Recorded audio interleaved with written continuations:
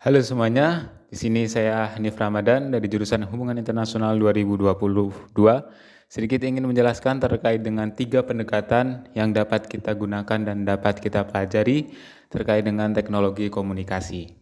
Terdapat 3 pendekatan, yaitu yang pertama pendekatan distopian, kemudian yang kedua yaitu neofuturisme, dan yang ketiga yaitu teknorealis.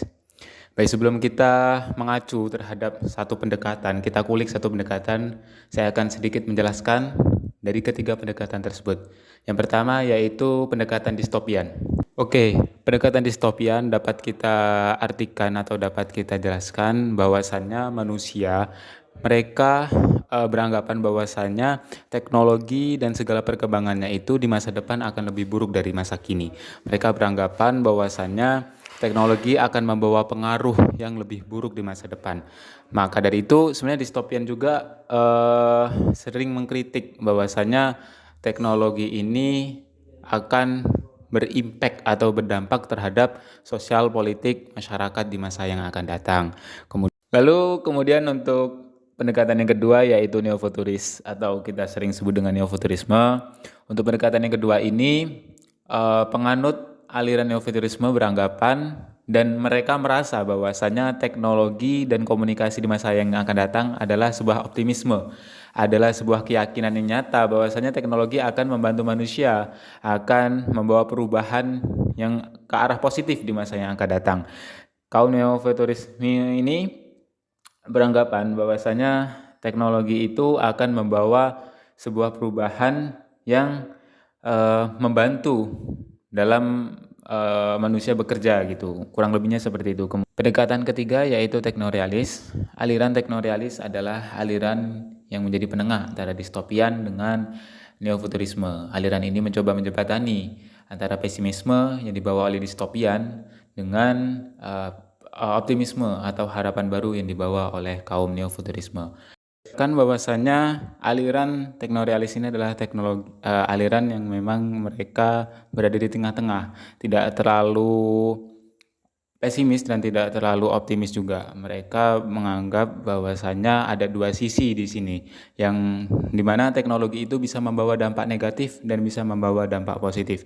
Ketika teknologi membawa dampak negatif, yaitu ketika interaksi antara manusia-manusia atau masyarakat di sekitar kita itu menjadi renggang pada saat hadirnya teknologi di masa sekarang. Namun di lain sisi mereka beranggapan bahwasannya teknologi itu membawa dampak positif.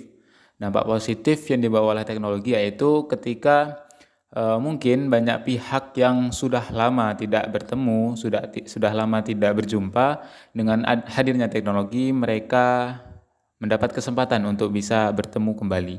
Itu salah satu dampak positif yang dianggap atau yang dibawa oleh kaum-kaum teknorealis. Dari ketiga pendekatan tersebut kita bisa beranggapan bahwasanya teknologi mempunyai pendekatan-pendekatan yang bisa kita gunakan, yang bisa kita pelajari untuk kita bisa lebih memahami teknologi komunikasi ke depannya. Nah, dari ketiga pendekatan itu mungkin saya akan sedikit membahas satu pendekatan yaitu pendekatan neofuturisme. Di mana neofuturisme ini kita dari saya sendiri mungkin beranggapan bahwasanya banyak orang yang saat ini menganggap bahwasanya teknologi dan komunikasi itu akan berdampak positif atau membawa pengaruh yang sangat baik di masa yang akan datang. Dengan hadirnya mungkin aksesibilitas atau dengan adanya jasa-jasa yang melibatkan teknologi ya di zaman sekarang maupun di zaman yang akan datang, itu salah satu hal yang mungkin menjadi keyakinan dari kaum-kaum neofuturisme. Kemudian banyak sekali contoh kasus di mana sebuah teknologi itu membantu manusia dalam hal bekerja, dalam hal menyelesaikan sebuah tugas ya mungkin, atau mungkin menyelesaikan sebuah proyek. Nah, itu adalah salah satu hal yang mungkin menjadi keyakinan juga dari kaum neofuturisme.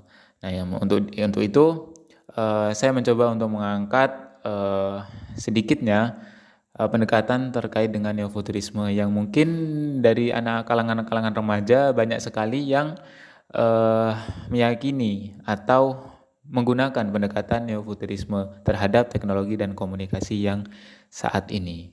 Mungkin itu saja yang dapat saya sampaikan. Kurang lebihnya saya mohon maaf. Terima kasih telah menonton dan semoga bermanfaat. See ya.